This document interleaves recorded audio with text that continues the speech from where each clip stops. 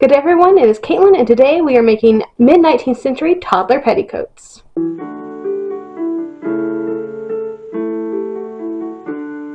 Hello and welcome, we're making more petticoats today. This should be the last set though. So we're actually going to make 6 petticoats today, it's going to be quite a lot. We're making toddler petticoats for the 1850s to the 1880s roundabouts. And I have 2 sizes. I gotta make a size for like a 12-month-old to like a 15-month-old and 15 months up to like 24 months. And each of those needs 3 petticoats. So my thought process behind that, they need an upper petticoat, which is going to be the petticoat that you see right underneath the dress. The pretty one, we're going to make it tucked on both of them. The under petticoat is going to vary by the season. So I need a white cotton one for summer that's going to be light and not heavy. And then I also need a wool one for winter that'll give a little bit of warmth. So I have some nice wool. It's actually, I bought a lot to make children's cloaks with, but we're going to use a little bit for petticoats. It's just this really lovely, I know it's showing like really dark blue on the screen, but it really isn't. It's like a gray blue. It's really pretty. And so I cut half a breadth for each petticoat, so it's about 30 inches long. I cut the bigger one 10.5 inches long, and these, which I think is actually this one. Yeah, and the smaller one is 9 inches long. So I got those out of the way. We're going to just use a white cotton for the waistband. Let's go and get cutting the other petticoats. So for the plain cotton small petticoat, I need one panel that is 11 inches long. I'm going to keep all my small petticoats together in a pile, and all my big petticoats together in a pile. And the larger plain petticoat, I'm going to cut 12.5 inches long. I'm trying to make these roughly knee length. Given the dresses are about knee length, they're a little bit below. Now for the one with tucks, I need the small one 16 inches long. We're going to put 3 half-inch tucks into it.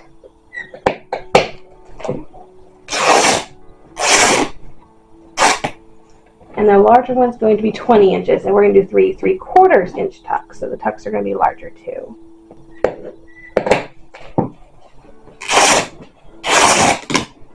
And we're also going to need some waistbands. I should really get 2 waistbands for each width of fabric, and I want roughly an inch wide waistband, so inch folded over, and then half an inch on either side for seam allowance. That means I need 3 inches for each waistband. And because I think I can get 2 waistbands from each panel, I'm going to cut 3. I'm going to do it by machine, leaving a little bit open for the placket, the part that opens for the baby, and just go straight down. We're going to hem it by hand with a herringbone stitch because it's wool, and that's what baby's wool stuff tended to do. Alright, sewing the pieces together. I absolutely love machine stitch errors. It makes things go by so much faster. It's not much of a placket. Let's go down a little bit.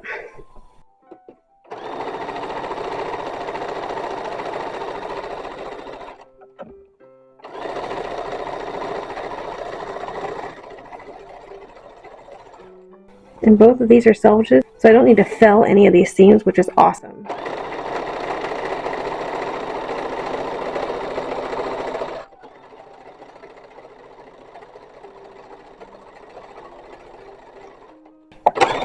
Alright, now I get to mark hems, and I can do most of the hems by machine. I am going to do, again, the wool ones by hand because we're going to do the herringbone stitch.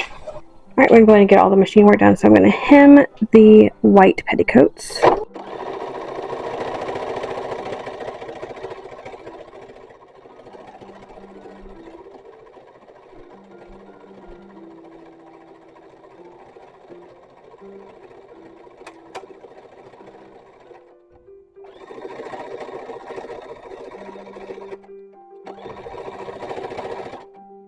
Alright, this is the end of, well, the last step before handwork on these plain petticoats.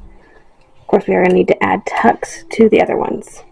Alright, this is the smaller petticoat, so it's going to be the 3 half-inch tucks. I just did some tuck math, and after the hem I did 2.5 inches up, 2.5 inches up from there, and 2.5 inches up from there. And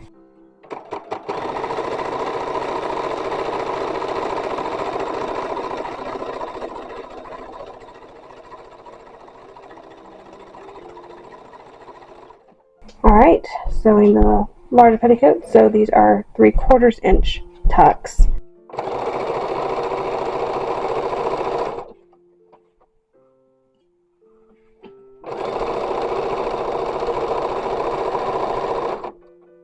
Here's the blue petticoat, so I've already done the gathering thread at the edge.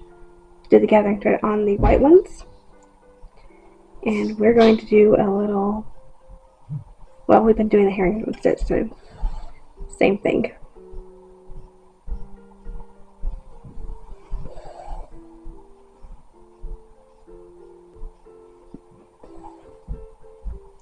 And I chose to do it in the same white we've been doing it, even though this is a blue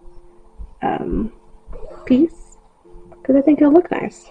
So if you've not seen the other videos where we worked with wool on baby clothes, essentially this is a pretty way of hemming it, and it seems to be recommended across all wool things from diaper covers to petticoats to use the herringbone stitch to hem all wool, at least in terms of baby things.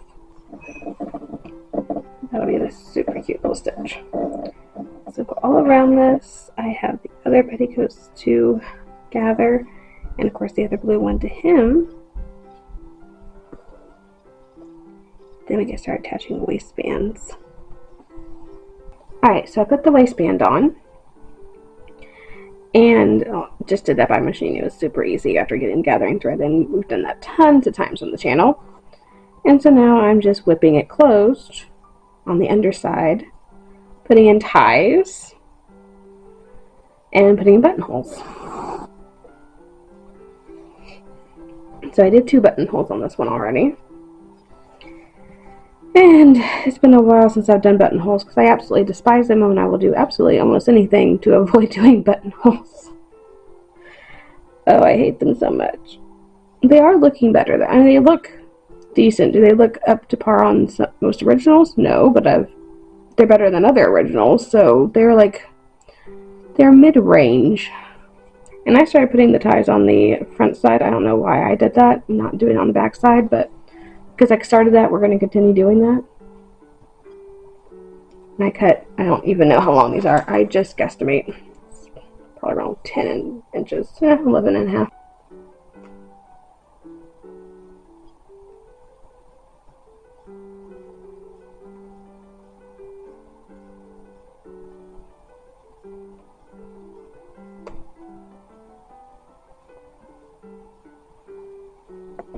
I will say I absolutely adore this wool petticoat. I was kind of on the fence whether I wanted to do one or if I wanted to just do white petticoats, and then did the wool petticoats if I needed them later, just for winter events. And I was kind of going back and forth, and I was like, well, I could do wool petticoats or I could do a quilted petticoat, which would be really pretty. And I kind of just went back and forth, and I just decided the easiest thing to do would be go ahead and do the wool petticoat. You know, as far as 50s and 60s events go, where this would be worn, and 1880s events, there's at least 3 in the November-December range that we attend every year. So, yeah, we are going to need wool petticoats. So I might as well go ahead and get them out of the way. And I just opted for this instead of doing the quilted one. I'm so glad I did the embroidery in white, though. I mean, it just looks so good. Okay, let's go ahead and measure for the buttonhole. So I found the easiest thing to do is to do the one exactly on the center, because I know this is exactly on the center. And grab a pin to mark. Because I know this is exactly the same width, so I can just pull on it.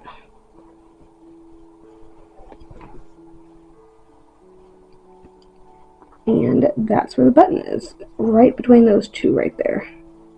Oops. Okay. So I've already gotten those 2 done. And somewhere I have buttonhole stitchers, but I don't know where they are right now, so.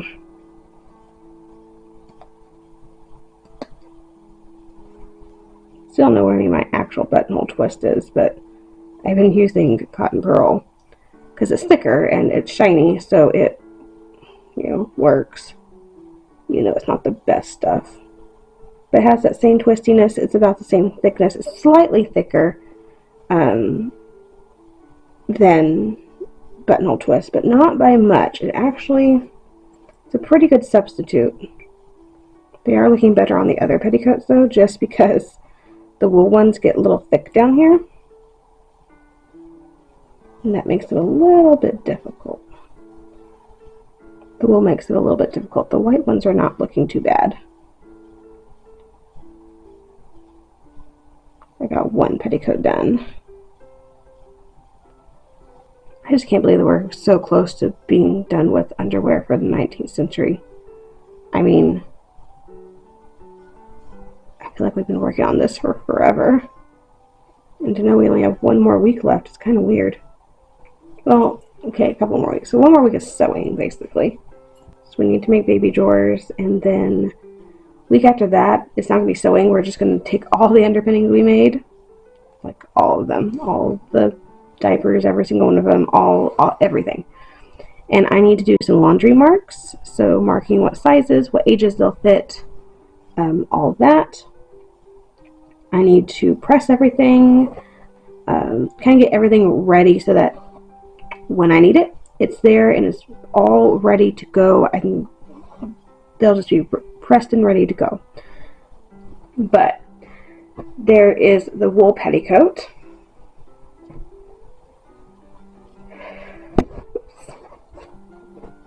Got one more of these. Once I get this one done, the small petticoats will all be done. It's so strange because, you know, they look mostly done. At this stage, you're like, oh, you don't have very much to do. But this last little stretch where they already look like petticoats is the part that takes forever to do. Because of buttonholes, yeah. Mostly because of buttonholes.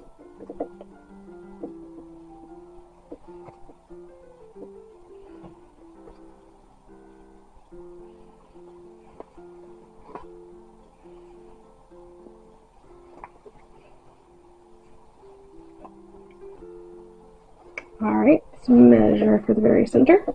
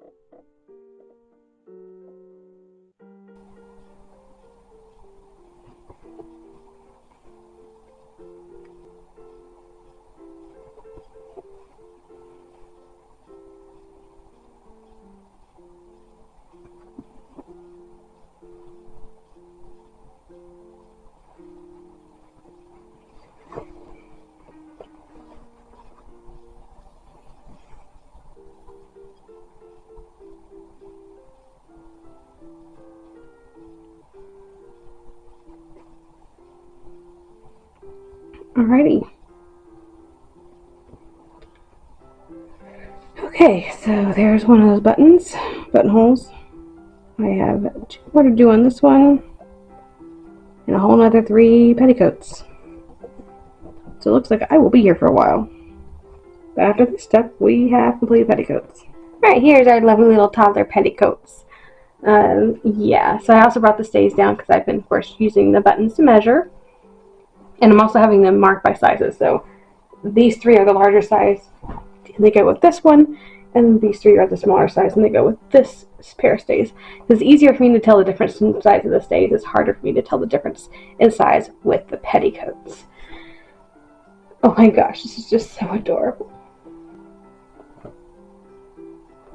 And this whole process of making underpinnings and all that just makes you go into this little nesting mode, and it's like, can't wait till I get to use them one day. Let's go ahead, let's see. I'll put this one to the side. Go ahead and put on this petticoat so you can kind of see. Because kids don't usually have any hips, so getting petticoats to sit on them is not really going to happen. So you kind of have to have the stays. The stays aren't there for, you know, to suck in their waist or to make them uncomfortable or anything. It's literally just a foundation on which to hang your petticoats. That's all stays are. Let's go and put this one over top of it so you can kind of see them both. This is the middle one. Now we can see if we made those buttons thick enough. Oh yeah. And I should be able to still fit drawers on there if I need to for the mid-19th century.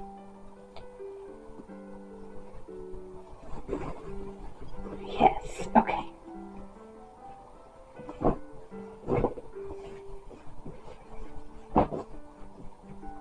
But there's the little ones. Cute, cute little petticoats.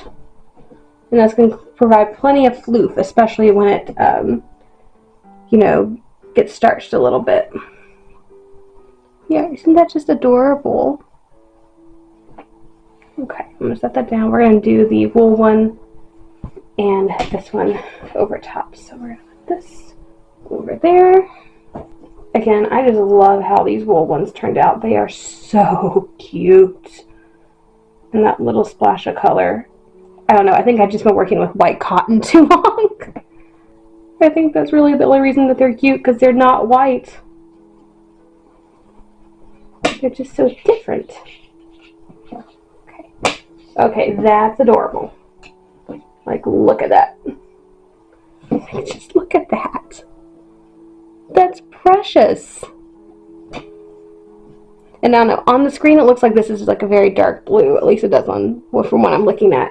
It's really a grayish blue. It's a medium gray blue. It's not light, but it's not nearly as dark as it's looking on the screen. But it looks very blue. Okay, that's a little bit better. That's a little bit more what it looks like to me at that lighting. But yeah, there's our little stitching, the buttons and the buttonholes, and the beautiful little stays. That is just adorable. Oh my goodness. Kind of a shame we have to cover it up. A little bit off there, but there we go. You can kind of see the blue underneath. Like, it's definitely darker underneath. Yeah, that's definitely the better height for a child of this size. And if I really wanted to, I could put all three petticoats on the same. If we really needed it, I doubt it'll be cold enough to need a wool one plus two cotton ones. Plus the two cotton ones aren't going to really do a whole lot anyway. But, like, I could. But I could also put on drawers underneath, because there's still space in here for drawers. Not for three petticoats and drawers, but I could at least fit the drawers on there, which is super helpful. But that is just adorable. And the dress should come up about this much underneath. So that's a good length for an upper petticoat. Anyway, we got drawers next week, and then we'll get to move on from 19th century underwear, at least. But thank you so much for joining me today as we made our gorgeous little toddler petticoats. They are adorable. If you enjoyed the video, please like and subscribe to the channel. Click that little bell notification so you're notified anytime I upload a new video. And as always, have a fantastic week, and I'll see you back here in the next video.